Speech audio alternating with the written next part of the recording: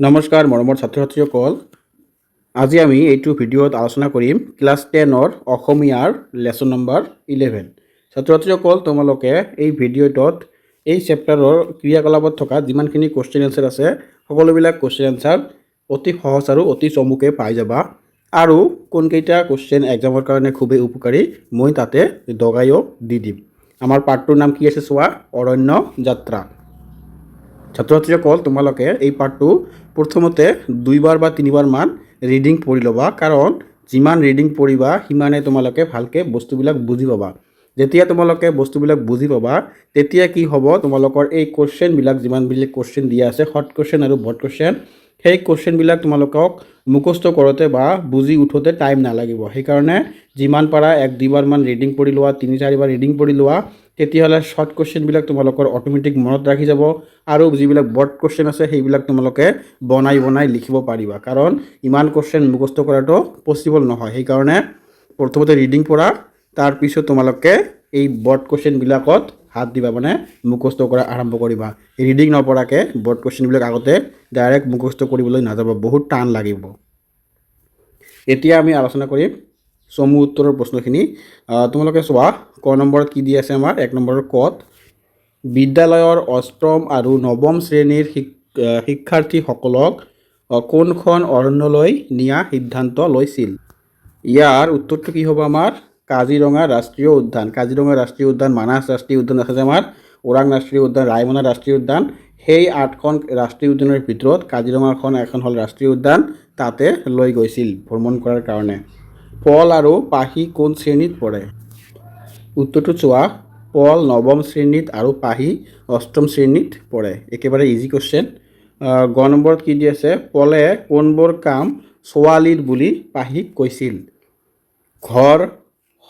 ঘৰ সাৰা, মানে ঘৰ ঝাড়ুৰে যে বাচন বৰ্তন ধোৱা, ঘৰৰ আচ বাবৰ, ধূলি বালি মচা, নিজৰ কাপোৰ নিজে ধোৱা আদি এইবিলাক ছোৱালীৰ কাম বুলি কৈছিল পলে। ঘ নম্বৰত কি দিছে, লৰ্ড কৰ্জন কোন। ইয়াৰ উত্তৰটো কি হ'ব, লৰ্ড কৰ্জন হ'ল ইংৰাজৰ ভাইচৰয়। ছাত্ৰ ছাত্ৰীসকল, এই কুৱেশ্যনটো যেনেকুৱা দি আছে ঘ নম্বৰত, লৰ্ড কাৰ্জন কোন, এইটো আমাৰ একচুৱেলি ছ'চিয়েল ছায়েন্সৰ কুৱেশ্যন। তোমালোকে পাই আছা চাগে। লৰ্ড কাৰ্জন হ'ল ইংৰাজৰ ভাইচৰয়। ইংৰাজৰ ভাইচৰয় মানে যেতিয়া আমাৰ ইংৰাজে ভাৰতখন কি কৰিছিল, ৰাজত্ব কৰিছিল, তেতিয়াৰ সময়ত লৰ্ড কাৰ্জন আছিল ইংৰাজৰ ভাইচৰয়। 2 নম্বৰ চোৱা, ল'ৰা ছোৱালীৰ কামৰ পাৰ্থক্য দেখি পাহিয়ে মাকক কি কৈছিল। মাকে ইয়াৰ প্ৰতি উত্তৰত পাহিক কি বুজনি দিছিল। ইয়াত চোৱা, উত্তৰত কি দিছে আমাৰ, পাহিয়ে মাকক ল'ৰা ছোৱালীৰ কামৰ পাৰ্থক্য দেখি ল'ৰা ছোৱালীৰ কামবোৰ কোনে পৃথক কৰিলে সুধিছিল। তাই নিজে ককায়েকৰ দৰে পঢ়া শুনা কৰে, যদিও নিজে নিজৰ কামবোৰ কৰি লোৱাৰ উপৰিও মাককো সহায় কৰি দিয়ে। ইয়াৰ প্ৰতি উত্তৰত মাকে কৈছিল যে তেওঁ ল'ৰা ছোৱালী দুয়োটাকে বয়স অনুযায়ী কৰিব পৰা কামবোৰ শিকাই গৈছে।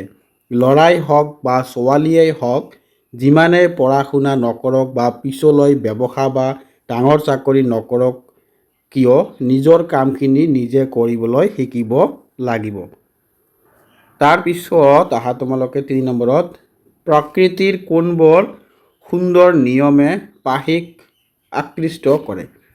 প্ৰকৃতিৰ কোনবোৰ নিয়মে, উত্তৰত কি দি আছে, প্ৰকৃতিৰ সকলোবোৰ উপাদানে মিলা প্ৰীতিয়ে বাস কৰে।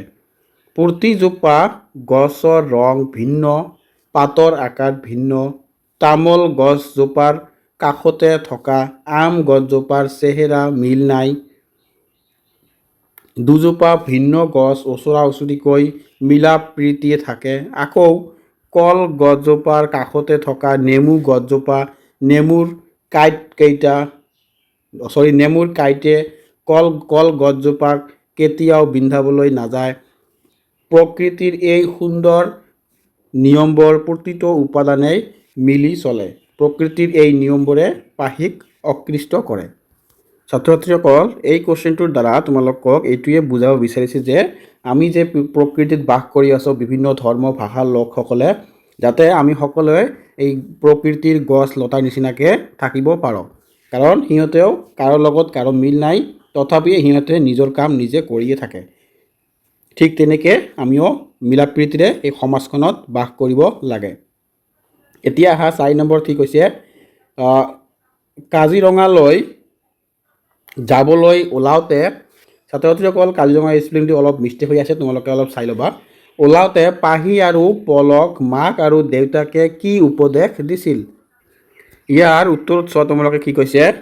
কাজিৰঙালৈ যাবলৈ ওলাওঁতে পাহি আৰু পলক মাক আৰু দেউতাকে উপদেশ দি কৈছিল যে তোমালোকে যেন শিক্ষকৰ লগ নেৰা, শিক্ষকে যি কথা কয় সেইমতে যাতে চলে। লগতে মাকে নিজৰ বয় বস্তুবোৰ চম্ভালিবলৈ উপদেশ দিয়াৰ লগতে কৈছিল যে অৰণ্যৰ পৰা বহু কথা শিকিবলগীয়া আছে, গতিকে তেওঁলোকে যিমান পাৰে অৰণ্যৰ পৰা শিকি অহা উচিত। ছাত্ৰ ছাত্ৰীসকল তোমালোকে ইয়াত বুজিবা যে তোমালোকে এতিয়া ট্ৰেইনত উঠিছা, তোমালোকক অৰণ্যলৈ লৈ যাব, সেইকাৰণে এই চেপ্টাৰটো দিয়া হৈছে। ইয়াত দিছে কবিয়ে যাতে তোমালোকে অৰণ্যত গৈ এইবিলাক বস্তু মানি চলা। তাৰপিছত আহা কুৱেশ্যন নম্বৰ 5। ইয়াত কৈছে কি চোৱা, কামত ল'ৰা ছোৱালী বুলি ভাগ নাই, যেনেকৈ কাম ভাগ কৰি দিছ তেনেকৈ কৰা। কথাষাৰৰ বক্তা কোন, তেওঁ কিয় এই কথাষাৰ ক'ব লগা হৈছিল? অতি গুৰি মাৰি লিখা। ইয়াৰ উত্তৰটো হ'ব এই কথাষাৰৰ বক্তা পলহঁতৰ গণিতৰ শিক্ষক ৰঞ্জিত হাজৰিকা। তোমালোকৰ এই কুৱেশ্যনটো ইম্পৰ্টেণ্ট আছে, এই কুৱেশ্যনটো তোমালোকে মুখস্থ কৰি ল'বা। তাৰপিছত চোৱা তোমালোকে, পলহঁতৰ পৰা বিদ্যালয়খনৰ ৮ম আৰু ৯ম শ্ৰেণীৰ শিক্ষাৰ্থীসকলক কাজিৰঙা অভয়াৰণ্যলৈ নিয়া হৈছিল। দুখন বাছত বহু হুলস্থুল আৰু নাচ গান কৰি শিক্ষাৰ্থী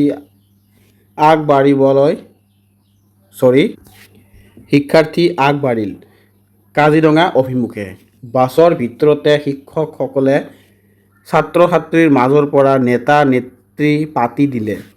পাহি আৰু বিদিশাক দায়িত্ব দিয়া হ'ল বাছত থকা ল'ৰা ছোৱালীৰ সংখ্যা গণনা কৰিবলৈ আৰু অসুবিধাসমূহ চকু দিবলৈ। ৯ম শ্ৰেণীৰ সৌৰভ আৰু আফতাবক দায়িত্ব দিয়া হ'ল খাদ্য বস্তুৰ পেকেট আৰু পানীৰ বটল সকলোৰে মাজত সমভাৱে বিতৰণ কৰিবলৈ।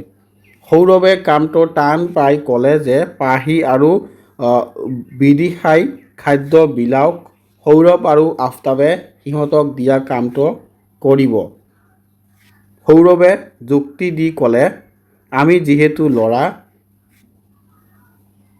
লগৰীয়াবোৰে উৎপাত কৰিলে শাসনো কৰিব পাৰিম আৰু অসুবিধাসমূহ চাব পাৰিম। ইয়াৰ পিছত তোমালোকে লিখি দিবা যে সেইকাৰণে এনেকুৱাকৈ কথাটো কৈছিল, বা তোমালোকে এইখিনি এই কামত কোনো ল'ৰা ছোৱালী নাই বুলি সেইকাৰণে কৈছিল লিখি দিলে হৈ যাব ইয়াতে।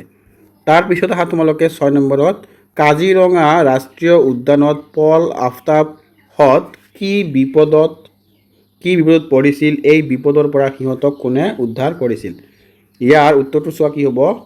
বিদ্যালয়ৰ ৮ম আৰু ৯ম শ্ৰেণীৰ শিক্ষাৰ্থীসকল কাজিৰঙা ৰাষ্ট্ৰীয় উদ্যানলৈ গৈ পোৱাৰ পিছত সকলো শিক্ষাৰ্থীয়ে খাই বৈ শিক্ষকৰ নিৰ্দেশ মতে জিৰণি ল'বলৈ নিৰ্দিষ্ট কোঠালৈ গ'ল। পিছে পল, সৌৰভ আৰু আফতাবে আন সকলে গম নোপোৱাকৈ পিছফালে মেটেকাৰে ভৰি থকা এখন বিল পালেগৈ আৰু বিলৰ কাষৰ খুঁটি পুতি থোৱা নাও এখন দেখি তাতে উঠিলগৈ। খুঁটিৰ পৰা নাওখন খুলি সিহঁতে বটা মাৰি নাওখন আগুৱাই নিলে। কিছুদূৰ গৈ নাওখন মেটেকাৰ মাজত সোমাই পৰিল আৰু নাওখন পানীত ডুবিবলৈ আৰম্ভ কৰিলে। সিহঁতে তেতিয়াহে গম পালে যে নাওখনৰ তলিত ফুটা আছে। সিহঁতে বহু চেষ্টা কৰিও নাওখন কাষলৈ চপাব নোৱাৰিলে। হঠাৎ নাওখন পালটি হৈ গ'ল আৰু পল পানীত পৰিল। তেনেতে আন এখন বিলত মাছ মাৰি অহা কেইজনীমান ছোৱালীয়ে সিহঁতক দেখা পাই দৌৰি আহিল। তাৰ দুজনীয়ে তৎক্ষণাত বিলত জঁপিয়াই মাৰি আৰু পানী খাই ডুবিব খোজা পলক টানি নি পাৰত পালেগৈ। আনহাতে আন এজনীয়ে সাঁতুৰি গৈ নাৱত বঠা বাই বহু কষ্টৰে নাওখন পাৰত লগাব খোজোতে নাওখন কাটি হৈ পৰিল। পানীত আফতাব আৰু সৌৰভ পৰিল। এই সমগ্ৰ ঘটনাটো পাৰৰ পৰা বেছি দূৰত নাছিলে বাবে আটাইকেইটাকে ছোৱালীজনীয়ে উদ্ধাৰ কৰিলে। তাৰ পিছত আহা তোমালোকে কুৱেশ্যন নম্বৰ 7। ইয়াত কৈছে কি শিক্ষক-শিক্ষয়িত্ৰীসকলে অৰণ্য দৰ্শনৰ কাৰ্যসূচী কিয় বাতিল কৰিব খুজিছিল? ইয়াৰ পিছত পৰিস্থিতি কি হ'ল বহলাই লিখা। উত্তৰত কি দিয়া আছে আমাৰ চোৱা। শিক্ষক-শিক্ষয়িত্ৰীসকলে অৰণ্য দৰ্শনৰ কাৰ্যসূচী বাতিল কৰিব খুজিছিল কিয়নো ছাত্ৰ-ছাত্ৰীসকলৰ মাজত 3জন ছাত্ৰ পল, সৌৰভ আৰু আফতাবে শিক্ষক-শিক্ষয়িত্ৰীসকলক অৱমাননা কৰি মনে মনে গৈ বিলত নাও বাইছিলগৈ, যাৰ ফলত নাও ডুবি সিহঁত পানীত পৰিছিল। কেইজনীমান স্থানীয় ছোৱালী আহি সিহঁতক পানীৰ পৰা উঠাই আনিছিল। ছোৱালী কেইজনী নোহোৱা হ'লে হয়তো সিহঁত বাচিব নোৱাৰিলেহেঁতেন আৰু বিদ্যালয়খনো বদনামৰ ভাগি হ'লহেঁতেন। সেইকাৰণে শিক্ষকে কি কৰিছিল? অৰণ্য যাত্ৰাখন বাতিল কৰিছিল। তাৰপিছত চোৱা, ছাত্ৰ-ছাত্ৰীৰ দলটোক লৈ ঘূৰি ফুৰিবলৈ হ'লে কেৱল শিক্ষক-শিক্ষয়িত্ৰীসকল দায়িত্বশীল হ'লেই নহ'ব, ছাত্ৰ-ছাত্ৰীসকল নিজেও শিক্ষকৰ বাধা তথা দায়িত্বশীল হ'ব লাগিব। সেয়েহে তেওঁলোকে অৰণ্য কাৰ্যসূচী বাতিল কৰাৰ সিদ্ধান্ত ল'লে। তাৰপিছত আহা তোমালোকে 8 নম্বৰত মহিচন্দ্ৰ মিৰি কোন? কাজিৰঙাক বিশ্ব দৰবাৰত চিনাকি কৰাই দিবলৈ তেওঁ কেনে ভূমিকা লৈছিল? ইয়াৰ উত্তৰটো হ'ব চোৱা তোমালোকে। মহিচন্দ্ৰ মিৰি হ'ল কাজিৰঙাৰ প্ৰথম ভাৰতীয় তথা অসমীয়া অৰণ্য বিষয়া। তেওঁ কাজিৰঙাৰ গড় আমেৰিকা যুক্তৰাষ্ট্ৰৰ চিৰিয়াখানালৈ পঠিয়াই কাজিৰঙা অৰণ্য যে গড়ৰ বসতিস্থল সেই কথা সমগ্ৰ জগতত প্ৰথম জনালে। বিশ্ব মানচিত্ৰত কাজিৰঙাক চিনাকি কৰি দিয়া প্ৰথম ব্যক্তিজনেই হ'ল মহিচন্দ্ৰ মিৰি। ছাত্ৰ-ছাত্ৰীসকল এই কুৱেশ্যনটো তোমালোকে একদম মনত ৰাখি ল'বা, কোন আছিল? মহিচন্দ্ৰ মিৰি। এইটো কুৱেশ্যন এক্সামত তোমালোকৰ আহিব পাৰে। তাৰপিছত অহা কুৱেশ্যন নম্বৰ 9। ইয়াত কৈছে কি নিগনা চিকাৰীৰ প্ৰকৃত নাম কি? তেওঁ কাক প্ৰথমে কাজিৰঙাৰ গড় দেখুৱাইছিল? নিগনা চিকাৰীৰ। ইয়াৰ উত্তৰটো হ'ব নিগনা চিকাৰীৰ প্ৰকৃত নাম হ'ল বাপিৰাম হাজৰিকা। তোমালোকে এই কুৱেশ্যনটো ভালকৈ মনত ৰাখিবা, এইটোও খুবেই ইম্পৰ্টেণ্ট কুৱেশ্যন। এই কুৱেশ্যনটো এক্সামত অহাৰ চান্স খুবেই মই 80% চাই আছোঁ এইটো কুৱেশ্যন আহিব পাৰে। সেইকাৰণে এই কুৱেশ্যনটো তোমালোকে ভালকৈ পঢ়িবা। তেওঁ লেডি কাৰ্জনক প্ৰথমে কাজিৰঙাৰ গড় দেখুৱাইছিল। তাৰপিছত অহা কুৱেশ্যন নম্বৰ 10। ইয়াত কৈছে কি কাজিৰঙালৈ যাত্ৰা কৰি শিক্ষাৰ্থীসকলে কি বিশেষ শিক্ষা লাভ কৰিলে বুলি শিক্ষক-শিক্ষয়িত্ৰীসকলক অৱগত কৰিছিল? ইয়াৰ উত্তৰটো হ'ব 1 নম্বৰত হৈছে কি নিজে কৰিব পৰা কাজসমূহ নিজেই কৰিব লাগে, আনে কৰিব বুলি বাট চাব নালাগে। 2 নম্বৰত হৈছে কি গছ বন জীৱ জন্তু মানুহৰ বন্ধু, মানুহে গছ নহ'লে জীয়াই থাকিব নোৱাৰে। 3 নম্বৰত হৈছে কি ল'ৰা ছোৱালী সকলো সমান। 4 নম্বৰত হৈছে কি দলীয়ভাৱে ক'ৰবালৈ গ'লে অনুশাসন শৃংখলা মানি চলাটো জৰুৰী কথা। এতিয়া আহা তোমালোকে ভাষা বিষয়ক এই পাঠটোৰ যিবিলাক গ্ৰামাৰ ছেকশ্যন আছে সেইখিনি তোমালোকে আলোচনা কৰিব লাগিব।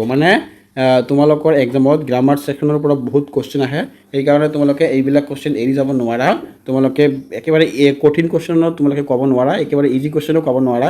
জাষ্ট তোমালোকে অলপ চাই থাকা, তাতে তোমালোকৰ মুখস্থ হৈ যাব বা তোমালোকে বুজি উঠিবা। ইয়াত কৈছে কি বাক্য ৰচনা কৰা। সেই বস্তুবিলাক কেইটামান ৱাৰ্ড দিয়া আছে, আমাক কি বাক্য ৰচনা কৰিব লাগে। যেনেকুৱা উত্তৰত দি আছে কি ককাই ভনী। ককাই ভনী তোমালোকে গমেই পোৱা, এইটো আৰু বাক্য ৰচনা কৰোঁতে একেবাৰে সহজ বস্তু। এবাৰ চাই লোৱা খালি। ককাই ভনীয়েকে সদায় মিলা প্ৰীতিৰে থাকিব লাগে, একেবাৰে ইজি বস্তু। টুলুং ভুটুং, নাওখন টুলুং ভুটুং কৰিছে। চিঞৰ বাখৰ, ভূমিকম্পৰ সময়ত চিঞৰ বাখৰ কৰিব নালাগে। মানুহ দুনু, কাজিৰঙা অভয়াৰণ্যত চাবলৈ দেশ বিদেশৰ পৰা মানুহ দুনু আহে। তীৰ বীৰ,